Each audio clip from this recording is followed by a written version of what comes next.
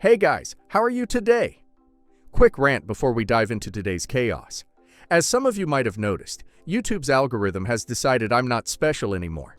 Shocking, I know. So now if you don't like, comment, or do a little backflip in the algorithm's honor, this video might just vanish into the void, never to be seen again. Seriously though, even a hi or "this is wild" in the comments helps way more than you think. It tells YouTube, hey, people actually like this channel. Maybe don't hide it from everyone. That can really help push my videos out to a wider audience, not just to my subscribers. So if you enjoy these stories and want to support the channel, that's the best way to do it.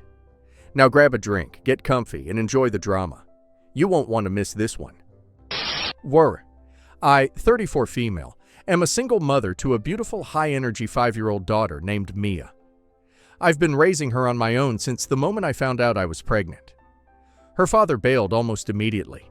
He didn't want to be tied down and said I was selfish for keeping the baby. Since then, he's vanished. No child support, no birthday cards, no calls. Just radio silence. And through all of this, my parents have never helped. Not once. My parents, in their 60s, have always believed in the us first philosophy. Growing up, I learned early that I was never the priority. My mom used to say, children don't come before the marriage. That's how people end up divorced. My dad, he'd just nod and say, we didn't sign up to be your servants.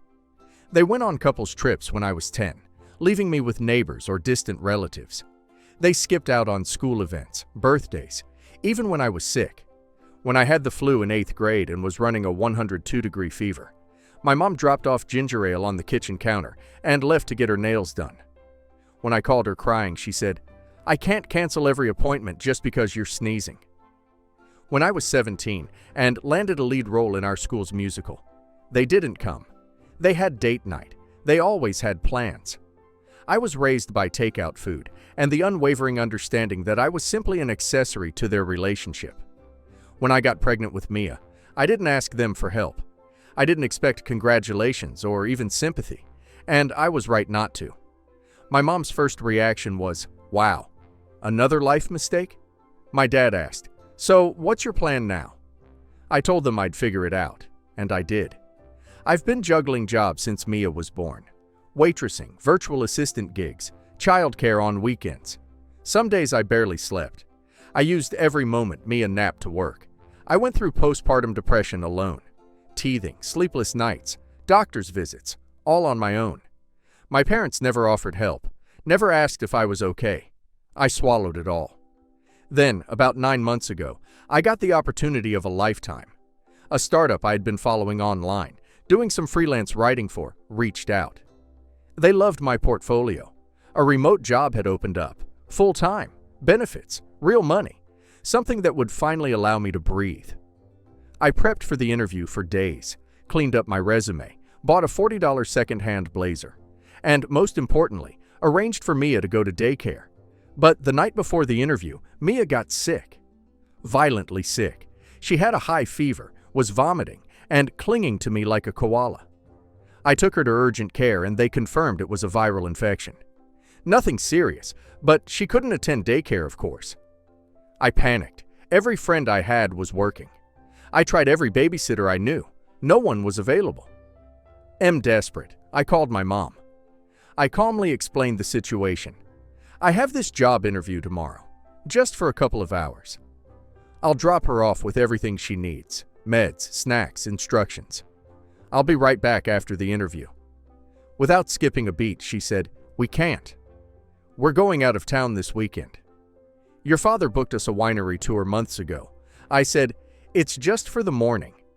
I wouldn't ask if it wasn't important. We don't want to get sick. You know your dad's immune system is sensitive. I was silent. Then I tried my dad.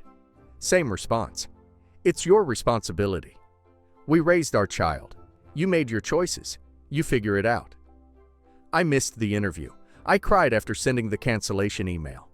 The recruiter said she understood, but the role was competitive and time-sensitive.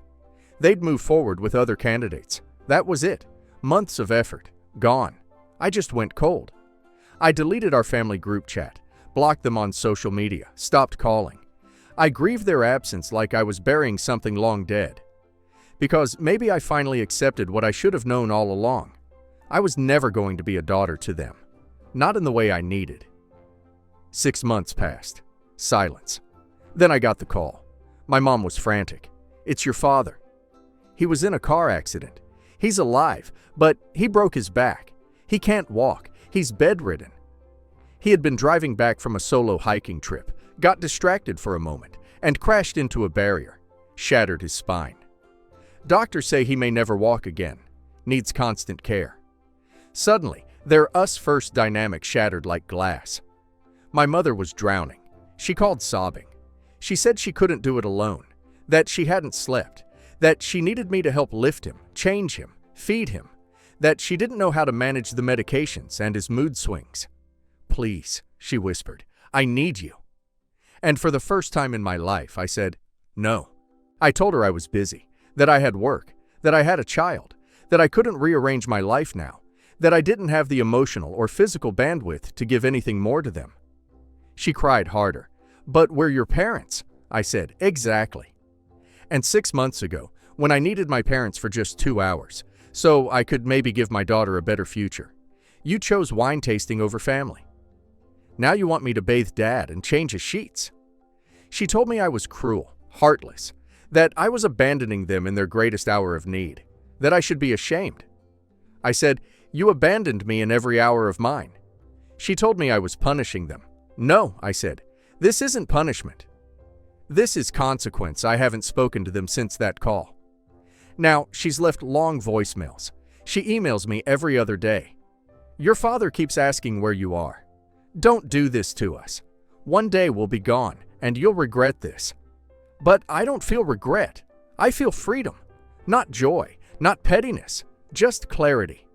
For the first time in my life, I've stopped begging for scraps of love. I've stopped hoping they'll show up for me. I've stopped offering myself on an altar of maybe this time. Mia is happy, healthy, and most importantly, loved. And me? I got a new job. Not the one I missed, but one that came later. So here I am, Reddit, the heartless daughter. Am I the a-hole for telling my parents I have other plans? Not the a-hole. OP asked them for one thing, just one, to watch their own granddaughter for a few hours, while OP chased a job opportunity that could have changed everything. And they said no because they didn't want to ruin their weekend? That speaks volumes. It's not just about that moment. It's about a lifetime of emotional neglect and selfishness. They had the chance to break the cycle, to finally put someone else's needs ahead of their own, and they failed. Now they want OP to rearrange her entire life to take care of them. They couldn't even help OP when she was trying to survive. They don't get to cash in on a bond they refuse to build. Actions have consequences, and no one is entitled to a redemption arc just because they're suffering now. And now let's hear community's opinion. It's honestly heartbreaking how familiar this feels. Parents who treat you like an afterthought until they need something. You were already doing everything alone, working, parenting, surviving, and you still had the grace to ask them for help without expecting it. That takes strength. They didn't even give it a second thought. But now that their life has fallen apart, suddenly you are the cruel one. No, they created this distance. You didn't abandon them. You simply stopped trying to swim across an ocean for people who wouldn't jump over a puddle for you. You protected your daughter and your sanity. That's not cruelty. It's self-respect. Their audacity is truly next level. They sat on their high horse while you begged for support during the most stressful week of your life, and basically told you your job interview wasn't worth their time. And now they're crying because their world came crashing down and you're not coming to the rescue? It's poetic justice.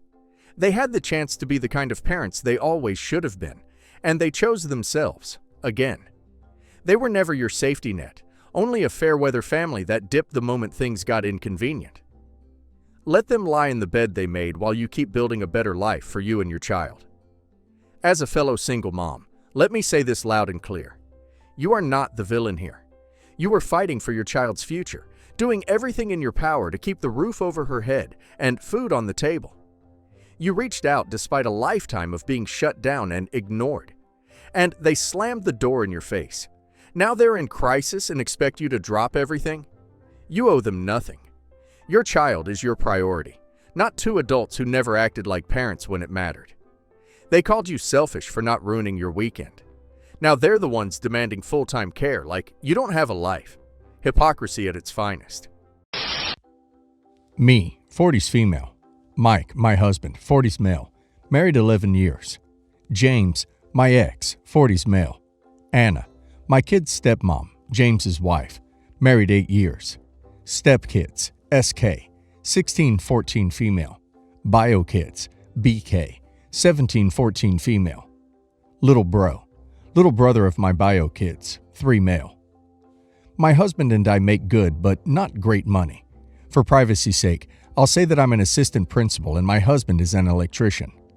We put aside what we can for college tuition and have invested wisely.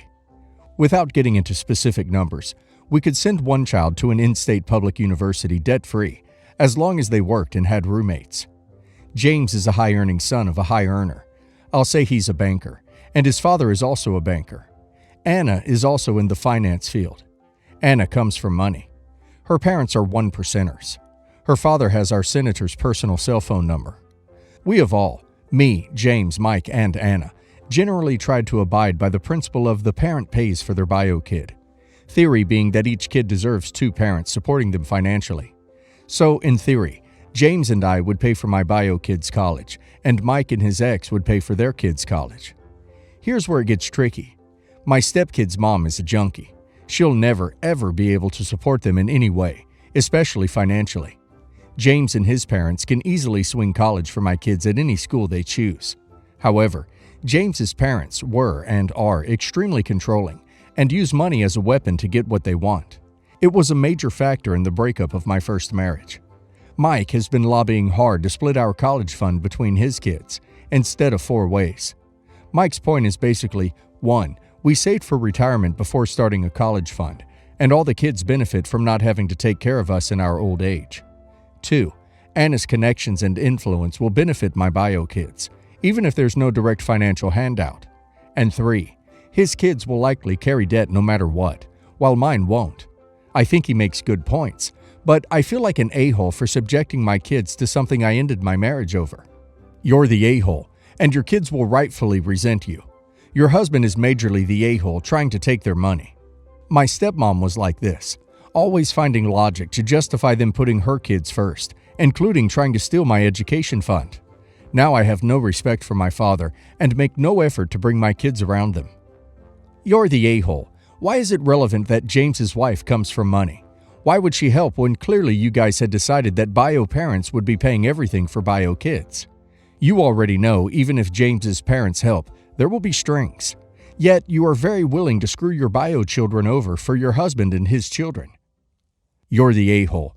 Your bio kid should be your first responsibility. Why do you expect Anna, your bio kid's stepmom, to finance their education when you won't? Mike is an a-hole too. Just because his kids don't have their mom's support, it does not mean he can just take over someone else's funds. I've been thinking about this for weeks, 24/7, and I don't know what to do. I have no one to talk to about this in real life. I've been with my boyfriend for 2 years. We met in school. Since our school is in my state, he's met my family multiple times and comes home with me a lot. But since he's from out of state, I haven't had the chance to meet his parents until recently. He invited me to go back with him for spring break to his family's summer home where they'd be, and I said yes. He's an only child, so it was just going to be me, him, and his parents, so I was kind of nervous to meet them. The trip was great. His parents were really nice. On one of the last nights, my boyfriend went out with his dad for the night, so it was just me and his mom in the house. She invited me to share a bottle of wine with her, and I'm not much of a drinker, but I didn't want to make things awkward. She drank most of the bottle and got very drunk, and we were actually having an interesting conversation. She was telling me about her early life modeling and being a news broadcaster, and as the conversation flowed, she kept drinking more and more.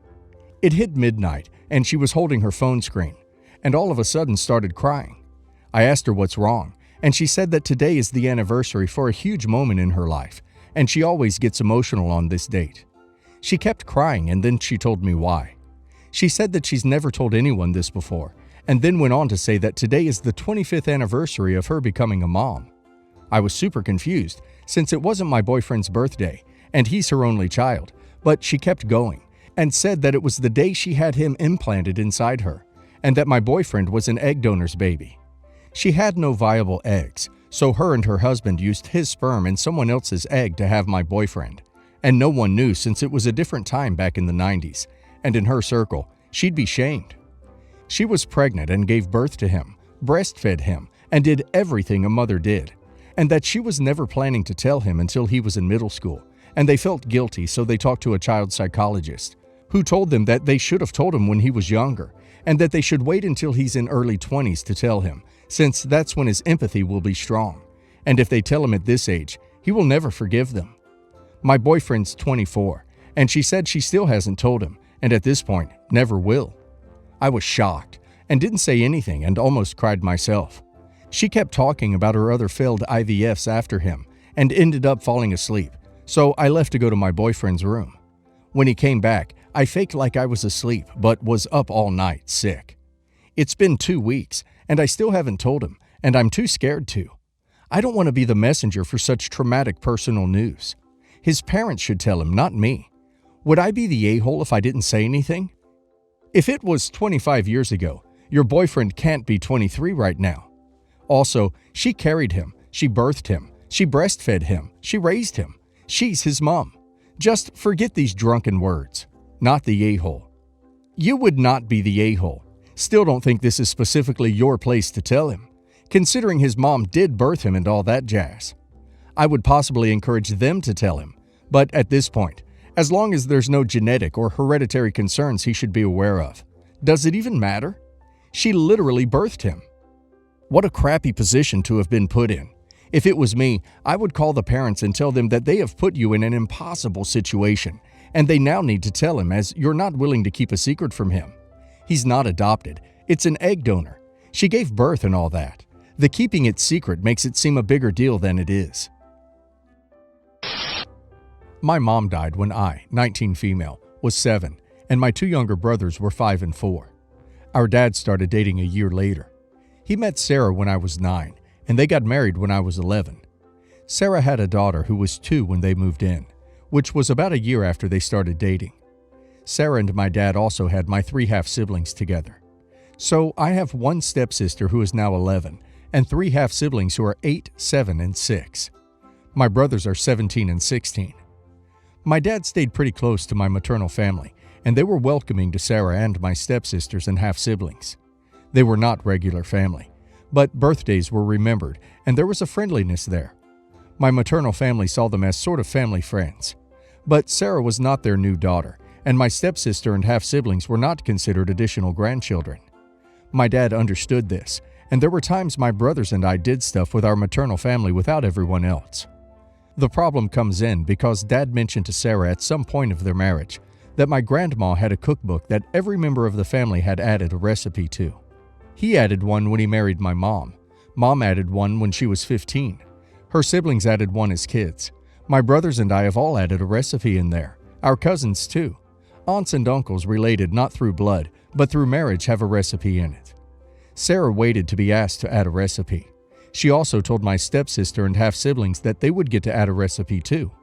When my stepsister said she knew the recipe she wanted to add, Sarah decided to ask my grandma when they could add their recipes, and my grandma said she never planned to ask them to add recipes, and she hoped Sarah would understand it was for their family. Sarah and my dad argued about it. I learned about it via my brothers when I visited for Christmas. They said Sarah and the other kids were upset that it wasn't going to happen, and Sarah was saying they were part of the family, and it was unfair to exclude them. I was home again for my dad's birthday last week, and Sarah was angry that my maternal family were invited to Dad's birthday. I told her she was behaving like a child who couldn't let go of something. My stepmom said being excluded from your own family is hurtful, that it was hurtful to children especially. I told her she and her kids were never part of my maternal family.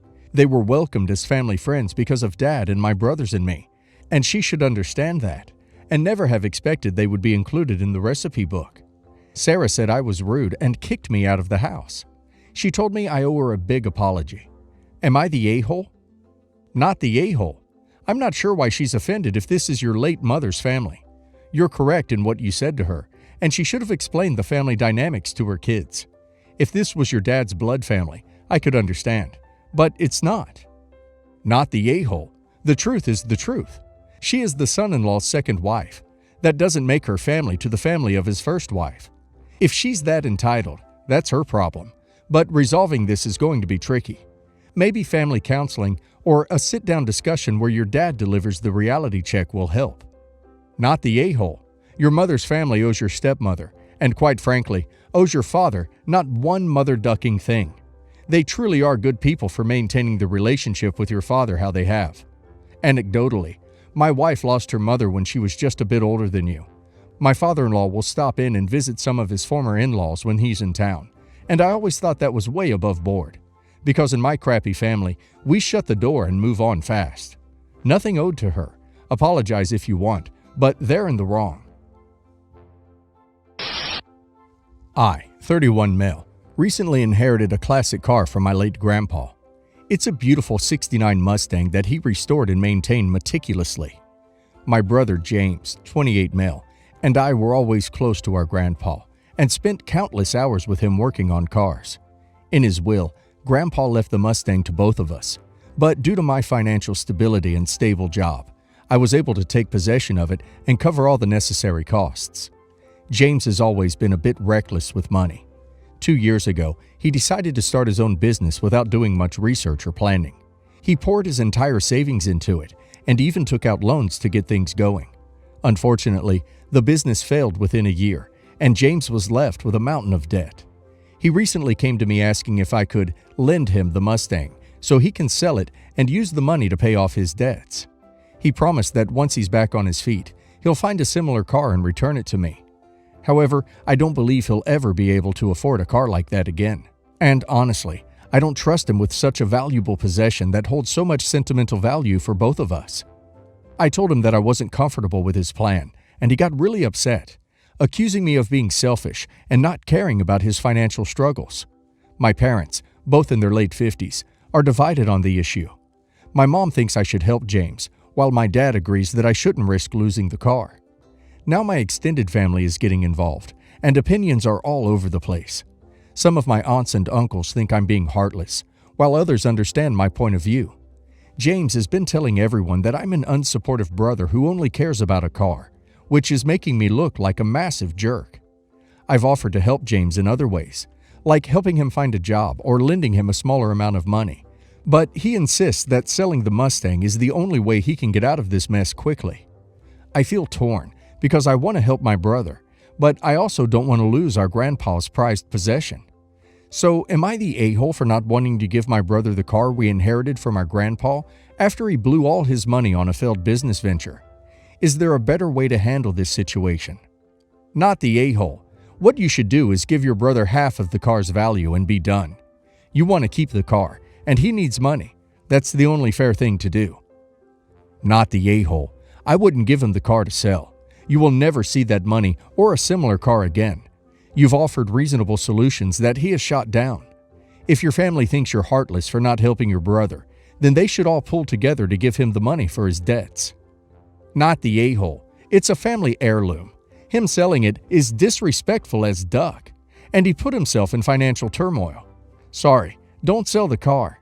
Your grandpa would not be happy about that. I was in a relationship from 18 to 24 years old. He was 5 years older. He wanted children and marriage in the next 2 years, but I didn't want that at the time, so I broke up. I was sad about the breakup, but I knew that it was the right decision. I wanted to study without a child.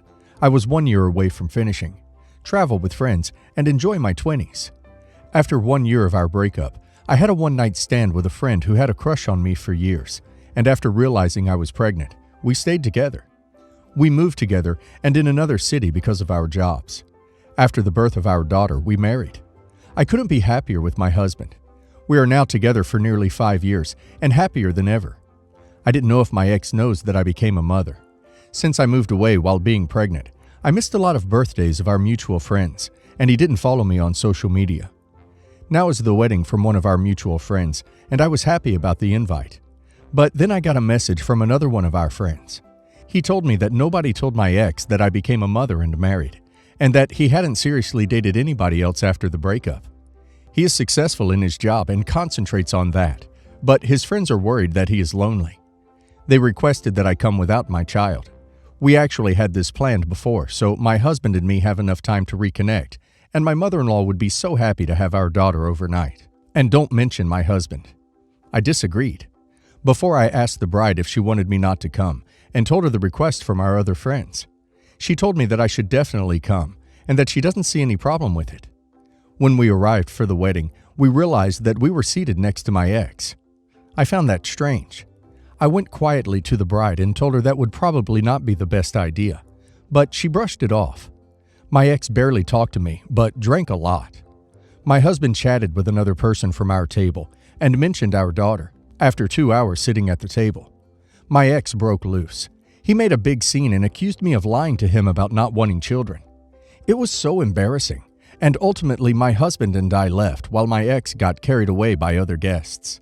Since then, I got calls from mutual friends calling me the a-hole because I rubbed my luck under my ex's nose. I'm a little bit confused.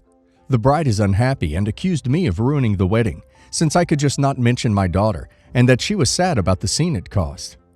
You didn't cause a scene. Your ex did. He's the a-hole. And you know what? Your friend is the a-hole too for sitting y'all next to each other, knowing all that history, and she still thought it would be okay? Nope. Not the a-hole. Oh, please. They sat you next to your ex on purpose. There is no way they didn't know he wouldn't behave that way when drinking. It's on him for acting that way, not you. You even asked to be moved. Total setup by your so-called friends, thinking they could get you two back together. Not the a-hole. It's been over half a decade, and it's not your fault how life turned out. None of us predicts who we will be in a year's time with complete accuracy. What? You were supposed to avoid marrying or having kids just because you didn't want that with your ex, whom you don't even speak to anymore? Ridiculous. The fact that your ex blew up after that long, in a public venue, says you dodged a bullet. His misery is not your responsibility. And you warned the bride. All of these mutual friends had every chance to tell your ex beforehand if they were so concerned. And that's what would have made sense, to casually mention it so he wouldn't be surprised. And as his friends, that's appropriate coming from them, not you, a now virtual stranger. It's not on you to contact someone you haven't spoken to for 6 years to explain yourself. And it's not your fault ex acted volatilely, like some inebriated toddler who feels he's owed something. If anyone else gives you grief, simply turn it around and ask them why they didn't prevent the issue by being honest with him and consoling him. What responsibility of it was yours?